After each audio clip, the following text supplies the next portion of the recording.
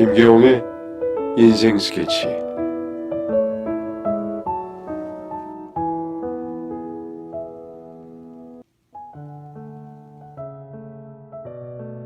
안녕하세요. 저는 올해 만으로 65세 김금화라고 합니다. 세상을 살다 보니 자식이 제 맘대로 되진 않더군요. 용서받지 못할 살인자가 된 제 아들의 이야기를 하려고 합니다. 저는 아들 둘, 딸 하나의 집안의 막내딸로 태어나 자랐습니다. 저희 집은 남부럽지 않게 넉넉한 집안은 아니었지만 저희 남매들은 모자람 없이 자랐고 사랑받으며 컸습니다. 어머니는 가정주부셨고 아버지는 사업을 하셨습니다. 하루는 오빠가 이웃집 아이 장난감을 가져온 일이 있었는데 어머니는 무척 화를 내셨고 자식들을 모두 불러 모아 모름지기 난 사람은 아니라도 된 사람은 되어야 한다면서 오랜 시간 꾸중을 하셨어요. 어머니는 자식들이 엇나가지 않게 커서 남들에게 도움이 되는 존재가 되라고 남의 눈에 눈물 내면은 자기 눈에는 피눈물이 나는 거라고 누누이 이르셨었죠. 저는 상고를 졸업했고 자수공장에 취직을 했습니다. 미싱으로 이불에 자수를 놓는 일이었는데 일이 고되고 힘들었지만 보람도 있었고 돈 모으는 재미도 있어서 남편을 만나 결혼할 때까지 계속 일을 했습니다. 25살에 소개로 남편을 만났죠. 남편과는 그때 유행하던 찻집에서 처음 만났는데 남자다운 짙은 눈썹과 높은 콧대가 아주 잘생긴 남자였어요. 남편도 저처럼 연애를 해보질 않아서 많이 수줍어했지만 이 남자라면 믿고 남은 인생을 함께 할 수 있겠다 싶었고 몇 번의 만남 후에 이른 결혼을 했습니다. 결혼하고 곧바로 우리 아들이 생겼습니다. 배가 어느 정도 부를 때까지는 일을 했지만 점차 몸도 무거워지고 버거워서 일을 그만두고 건강하고 통통한 아이를 낳았습니다.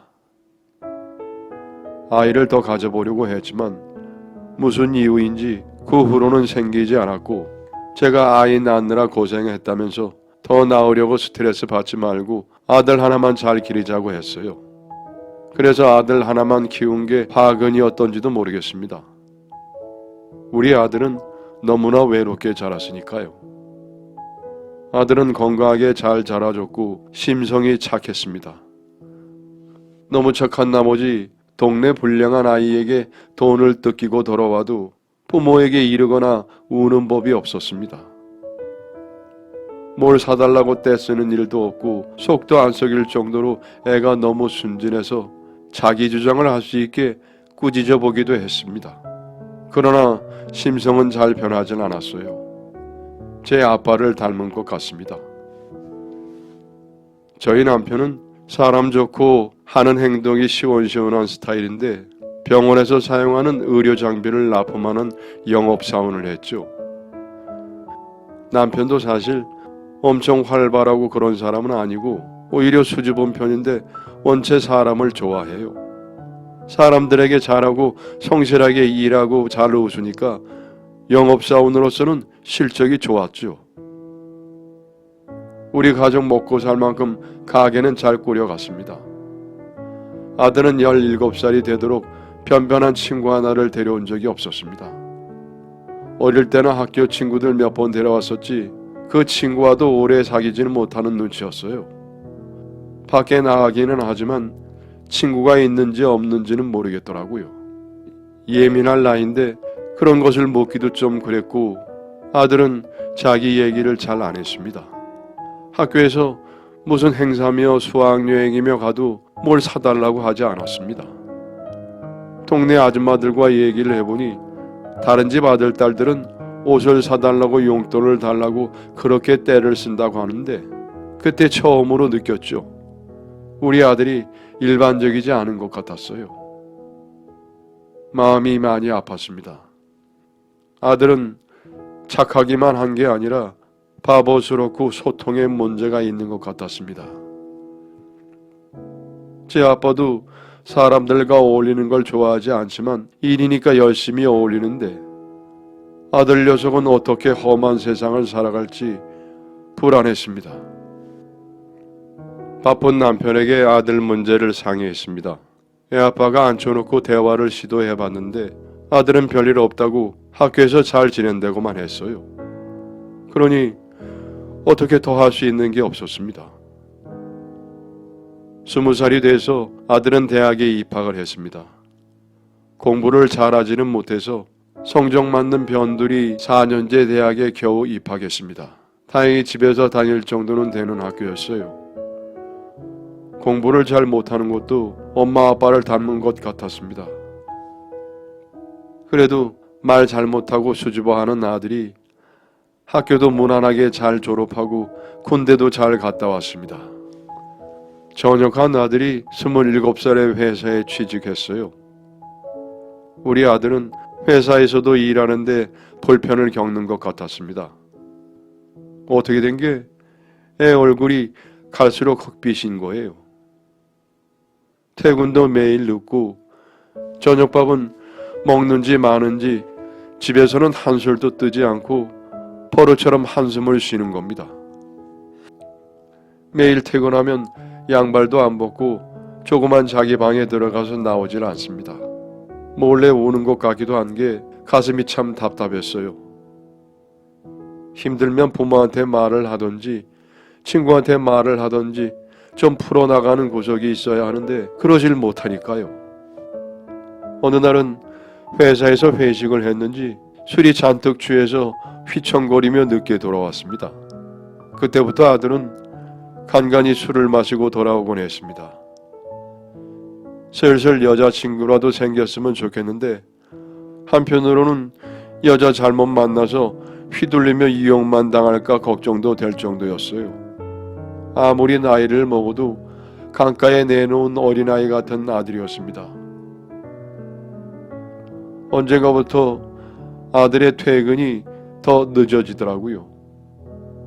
매일 들어올 때마다 술 냄새가 나고 출근하지 않는 날에도 아들은 술을 마시는 눈치였습니다. 남편과 상의를 했습니다. 남편이 아들을 앉혀놓고 일 어떠냐고 물으니 아들은 또 별 말이 없었어요.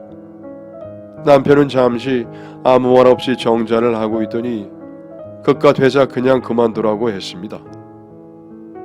아들은 잠시 말이 없더니 닭똥 같은 눈물을 뚝뚝 흘리면서 고개를 끄덕거렸습니다. 옆에서 그걸 보고 있던 저도 가슴이 아프고 주책 없이 눈물이 나서 얼른 부엌으로 자리를 피했습니다. 아들이 너무 가여웠어요. 아들은 1년 정도인가 일을 그만두고 집에서 쉬었습니다. 그간 모은 돈으로 술만 매일 퍼마시는 것 같았습니다. 집에 손은 안 벌리지만 나이도 찼는데 도무지 미래가 보이지 않는 모습에 아들을 생각하면 머리가 아팠습니다. 아들은 그래도 술을 마시고 들어온 날은 웃으며 말이 좀 많아지긴 했습니다. 엄마 사랑한다면서 애교도 부리고 평소에 꿈도 못 꾸는 모습이었어요. 그래, 그렇게라도 네 속을 풀어라 하고 잠자코 내버려 두기로 했습니다. 남편은 오랫동안 한 회사에서 영업직을 했기에 직책이 높아져서 관리직에 되었습니다. 오래 고생한 만큼 이제는 집에도 일찍 들어오고 좀 여유롭게 가족과 시간을 보낼 수 있었죠. 남편은 오랜 영업일로 성격이 다소 변했습니다. 하루 종일 굽실굽실하고 병원마다 쫓아다니고 고객 관리를 하다 보니 남편도 응어리가 많이 맺히고 이제는 부하 사원들을 부리다 보니 좀 권위적인 성격이 되어 있었어요. 그런 남편이 집에 있는 시간이 길어지니 매일 방에 틀어박혀 있는 아들과 트러블이 생기기 시작했습니다. 어느 날 장을 보고 돌아오니 남편이 아들을 무릎 꿇리고 호통을 치고 있는 거였어요. 얼른 뛰어들어가 아들 앞을 가로막고 남편을 말리니 남편이 노발대발하는 겁니다. 아이, 저 자식 백날 집에서 남자 구실도 못하고 있잖아. 쩌렁쩌렁 소리를 지르는 남편. 저는 이 상황이 너무 기가 막혀서 할 말을 잃어버렸고 아들은 귀가 새빨개져선 고개만 폭 숙이고 있었습니다. 얼른 남편 등을 밀어서 안방으로 쫓아내고 아들을 일으켜 세우니 다리에 힘이 풀린 듯 휘청대며 집 밖으로 나아가서 한동안 돌아오지 않았습니다. 아들은 그 후부터 또 묵묵부답이 되었어요. 술도 좀 덜 마시는 것 같았습니다. 그런 아들에게 어떤 것도 해줄 수 없는 어미라서 너무 미안했습니다. 좀 더 어렸을 때 병원이라도 데려갔어야 했나. 이제는 다 큰 아들 혹시라도 더 상처를 받을까 전전긍긍만 했습니다. 심성 착한 남편도 그렇게 소리를 지른 것이 아들에게 미안했는지 그리 힘들면 경쟁 심한 회사 생활을 하지 말고 기술을 배우거나 버스 운전이라도 해보라고 권하더라고요. 부모 나중에 늙어 죽으면 너도 네 앞길은 책임져야 하지 않겠냐. 아는 공장이라도 소개해 줄 테니 공장 일이라도 해볼 테냐 하면서요. 아들은 잠시 고민하더니 택시 기사 일을 시작했습니다. 젊은 나이에 너무 고된 일을 하는 것 같아서 마음이 안 좋았지만 아들은 조금씩 밝아지는 모습이었어요. 나이가 찬 남편은 정년 퇴직을 했습니다. 조금씩 가정의 분위기도 좋아졌고 남들처럼 평범한 삶을 살아가는 것 같아 마음이 놓이고 있었습니다. 그러나 아들이 31살에 대형 사고를 치고야 말았습니다. 빈 택시를 운전하던 아들이 음주운전하다가 교통사고를 낸 것이었습니다.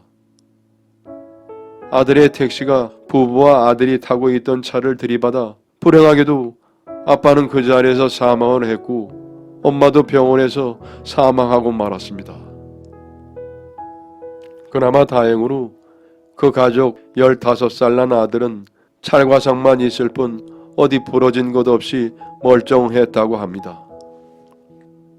하지만 사고 현장에서 기절해 있다가 병원에서 깨어났다고 하는데 나중에 부모가 다 죽은 걸 알았을 때 심정이 어땠을지요. 전화를 받고 병원에 후다닥 달려가 보니 아들은 거의 고개를 땅에 박고 있었습니다. 병원 복도 의자에 앉아서 세상이 무너진 듯 다 죽어가는 아들을 보니 참, 이 내 자식을 죽일 수도 살릴 수도 없고 어떡하나 싶었어요. 인명피해라도 없었으면 모르는데 엄청난 사고를 쳐버린 아들 때문에 저도 남편도 눈앞이 캄캄했습니다. 아들에게 자초지종을 물으니 그날 손님이 많아서 기분이 좋은 나머지 한잔 했는데 어차피 집까진 가까우니 몸소 운전했다고 합니다. 정말 어디가 모자란 건지 싶으면서도 그간 알코올 중독 수준이었던 아들을 가엾다고 그냥 내버려뒀던 내가 죄인이다. 저는 그 자리에 주저앉아 가슴만 치며 마른 울음을 울었습니다.